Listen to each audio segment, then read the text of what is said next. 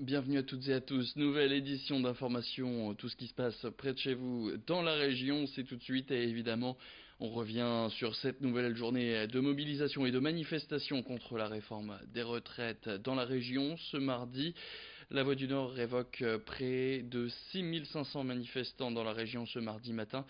Et puis cet après-midi, les manifestants se sont rejoints à Dunkerque ou encore à Lille où a eu lieu la traditionnelle manifestation régionale. Près de 10 000 personnes sont parties depuis la porte de Paris pour passer devant les gares direction la place de la République. Nouvelle journée de mobilisation importante, mais moins que la semaine dernière où 15 000 personnes avaient manifesté dans les rues de la capitale des Flandres. Les organisateurs restent tout de même satisfaits de la mobilisation et plusieurs professions, à l'image des cheminots, annoncent que cette grève n'est pas finie. Xavier Silly et Rémi Desremeaux étaient sur place au départ du cortège de la Porte de Paris pour nous. Il n'y a pas de baisse, écoutez, il y a de la détermination qui est intacte. Toutes les AG en France, elles ont voté la reconduction de la grève. Donc voilà, le bras de fer contre Macron, il fait que commencer. Bon, en fait, ça fait plus d'un an qu'il est commencé. C'était le mouvement des Gilets jaunes qui a commencé. Ensuite, c'est la grève aujourd'hui qui, avec plein de secteurs, plein de travailleurs qui se mélangent. Bon, voilà, c'est ça qui est en train de se passer. Donc vous savez, la grève, elle est loin d'être terminée, je vous assure.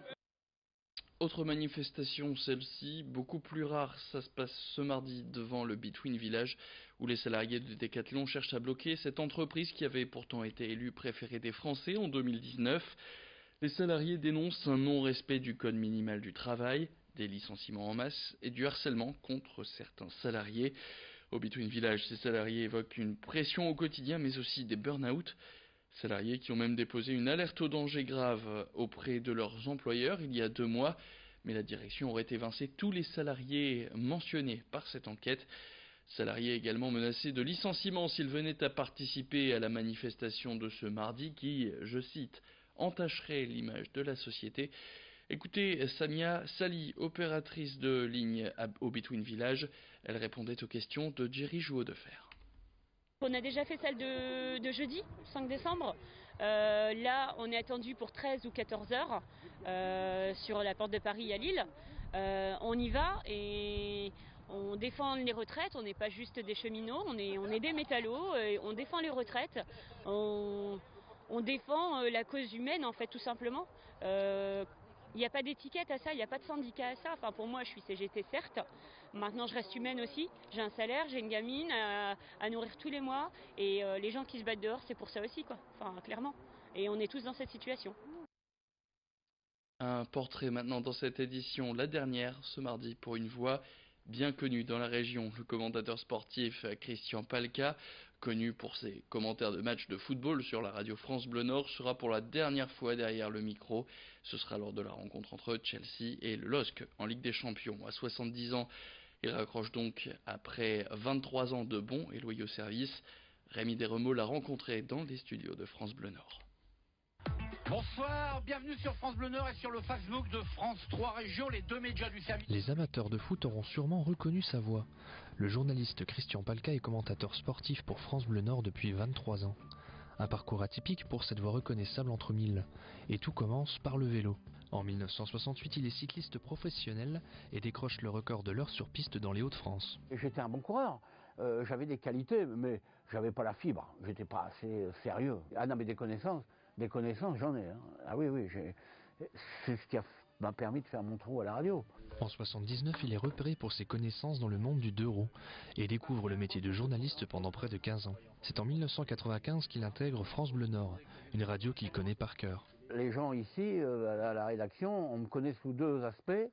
Le carnet d'adresse, Christian c'est le numéro d'un tel, Christian c'est le numéro d'un tel. Puis j'ai un autre surnom, on m'appelle Mappy, parce que je connais ma région par cœur. J'ai plein de souvenirs, 29 Tours de France comme suiveur, c'est 29 souvenirs différents. Le Tour de France, le vélo, c'est quand même ancré. Et puis en football, ben j'ai suivi la saison de Lille quand Lille est devenu champion de France. Ça a été un bon souvenir, parce qu'il fallait m'accrocher au football, c'était pas une évidence. Après 23 ans à écumer tous les terrains de la région, de France et même d'Europe, sans oublier les courses cyclistes qu'il chérit tant, Christian Palka prendra sa retraite à la fin de l'année. Je n'ai pas regretté de quitter le travail et d'arriver en retraite parce que c'est prenant quand même. Je vais m'occuper de mes petits-fils, je vais lire, je vais jardiner et je vais faire beaucoup de vélo. Je vais doubler mes kilomètres à vélo. J'espère les doubler. Et puis je vais faire quelque chose que j'adore faire, j'ai toujours adoré faire. Je vais le dire tout bas parce que des fois j'ai un peu honte, mais là j'aurais plus honte. C'est glander. Vous savez ce que ça veut dire glander? Rien faire du tout. Ne rien faire. Ne rien faire. Voilà. Pas courir, pas dire je vais être en retard là. Alors ça me va. Téléphone coupé, avoir le droit de couper le portable, ça va être extraordinaire. Mais avant un repos bien mérité, Christian Palka va suivre le LOSC en Ligue des Champions et continue son émission Tribune Nord tous les lundis. Et on termine maintenant avec cette bonne nouvelle. La région des Hauts-de-France et l'association Wonder Augustine se sont unis pour la recherche contre les cancers pédiatriques. Le président Xavier Bertrand s'est rendu à l'Institut pour la recherche sur le cancer de Lille ce lundi pour rencontrer les équipes, mais surtout annoncer un nouvel investissement dès le mois de janvier. La région va financer de moitié le salaire d'un nouveau chercheur. Le reste sera à la charge du centre Oscar Lambret. Une aide symbolique pour témoigner de la volonté d'accompagner la recherche et la lutte contre ces cancers pédiatriques.